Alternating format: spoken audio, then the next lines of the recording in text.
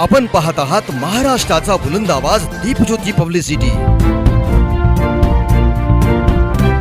सिद्धेश्वर माध्यमिक उच्च माध्यमिक विद्यालय झरी बुजुर्ग येथे आज दिनांक 3 जानेवारी रोजी स्त्री मुक्ती दिन व बालिका दिन म्हणून स्त्री शिक्षणाच्या प्रणेत्या, विद्येची जननी, थोर समाजसेविका, शिक्षण तज्ञ, क्रांतिज्योती सावित्रीबाई फुले यांची जयंती मोठ्या उत्साहात साजरी करण्यात आली। प्रथमतः सावित्रीबाई फुले यांच्या प्रतिमेचे पूजन करून पुष्पहार अर्पण करण्यात आला। सिद्धेश्वर माध्यमिक उच्च माध्यमिक विद्यालयाचे प्राचार्य निखंड सकनुरे यांनी प्रतिमेचे पूजन केले। यावेळी प्राध्यापक दयानंद झामरे यांनी सावित्रीबाई फुले यांच्या जीवन चरित्रावर प्रकाश टाकला, तर विद्यालयातील विद्यार्थ्यांनी मानसी लक्ष्मण घायाळ हिने सावित्रीबाई फुले यांच्या वेशभूषेमध्ये येऊन मी सावित्री बोलते या विषयावर मनोगत व्यक्त केले।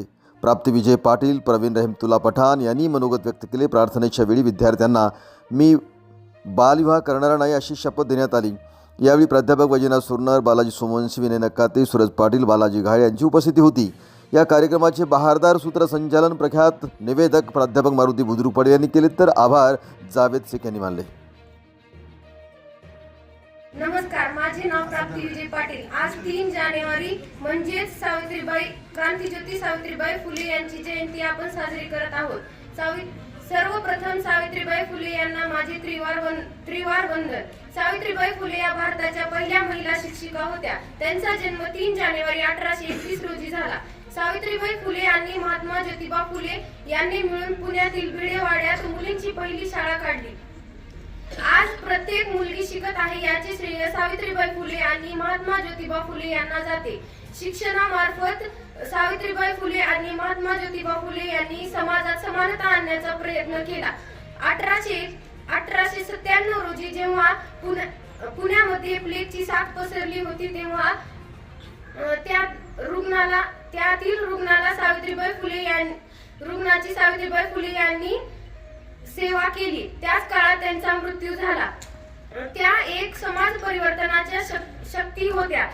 त्यांना माझे कोटी कोटी प्रणाम। जाता जाता एवढेच म्हणेन स्त्रियांच्या शिक्षणाची खरी कैवारी सावित्री, तुझ्यामुळे शिकते आज प्रत्येक नारी। एवढे बोलून मी माझे शब्द संपवते। जय ज्योती, जय क्रांती। तिने शिकवले स्त्री शिक्षणाचे धडे, पुढे तिच्या साऱ्या लेकींनी गिरवले। नमस्कार, माझे नाव पठाण प्रवीण रहमतुल्ला।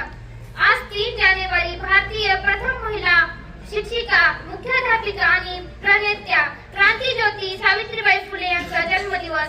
सर्वप्रथम मी त्यांच्या प्रतिमेला अभिवादन करते आणि माझ्या भाषणाला सुरुवात करते। तुझ्या उत्तुंग भरारी पुढे गगन ही ठेंगणे भासावे। तुझ्या उत्तुंग भरारी पुढे गगन ही ठेंगणे भासावे। तुझ्या विशाल पंखाखाली हे सारे विश्व वसावे। आज प्रत्येक स्त्री वेगवेगळ्या क्षेत्रात आपल्याला सर्वोच्च पदावर काम करताना दिसते। असे एकही क्षेत्र नाही जिथे स्त्रिया काम करत नाहीत। स्त्रियांनी खूप प्रगती केली आहे, याचे सर्व श्रेय सावित्रीबाई फुले यांना जाते। पूर्वीच्या काळी स्त्रियांना शिकण्याचा अधिकार नव्हता। मूल आणि चूल एवढेच काम त्या काळी स्त्रियांना दिले गेलेले होते। त्यामुळे वाचन लेखन यांचा स्त्रियांशी दूरपर्यंत काहीही संबंध नव्हता। हे अनिष्ट प्रथा मोडून काढण्यासाठी आणि मुलींना शिक्षणाचा हक्क देण्यासाठी थोर महात्मा फुले आणि क्रांतिज्योती सावित्रीबाई फुले यांनी सन 1848 रोजी मुलींसाठीची पहिली शाळा पुणे जिल्ह्यात स्थापन केली। ही मुलींची पहिली शाळा होती। सावित्रीबाई स्वतः मुलींना शिकवण्यासाठी शाळेत जायच्या आणि परंतु तेथील लोकांना आवडत नव्हते, म्हणून त्यांवर ते लोक शेण, माती, दगड, चिखल आणि कचरा फेकत असत। परंतु सावित्रीबाई आणि महात्मा फुले यांनी मागे हटले नाहीत आणि ते आपले कार्य चालूच ठेवले। सावित्रीबाईंनी मुलींच्या शिक्षणासाठी आपलं आयुष्य पणाला लावलं आणि अखेरीस प्लेगग्रस्त रुग्णांची सेवा करत असताना सावित्रीबाईंनाही प्लेगाची लागण लागली आणि त्यांचा मृत्यू 1897 रोजी झाला। जाता जाता एवढेच म्हणेन, सावित्रीबाई तुम्ही नसता तर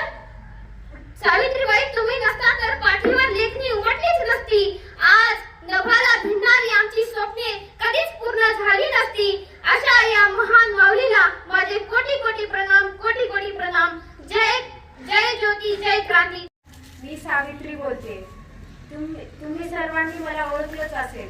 माझे नाव सावित्री ज्योतिबा फुले. माझा जन्म 3 जानेवारी 1831 मध्ये सातारा येथे झाला. माझा जन्मदिवस बालिका दिन म्हणून साजरा करतात. माझ्या पतीचे नाव महात्मा ज्योतिबा फुले हे होते. त्यांनीच मला लिहायला वाचायला शिकवलं. त्यांनी पुणे येथे मुलींची पहिली शाळा काढली. त्यांना असं वाटलं होतं की मुलीही शिकाव्या, त्यांनाही पुरुषाप्रमाणे मानाचं स्थान मिळावं, म्हणून त्यांनी स्त्री शिक्षण सर्व सुरू केले. त्यामुळेच मला आज पहिली महिला स्त्री शिक्षिका हे पद मिळालं. समाजातील लोकांनी मला खूप त्रास दिला. माझ्यावर शेण फेकणे, दगड फेकणे, मला शिव्या देणे हे सर्व मी रोज सहन केलं. या प्रतिकूल परिस्थितीतही मी डगमगले नाही. माझे कार्य सुरू ठेवले.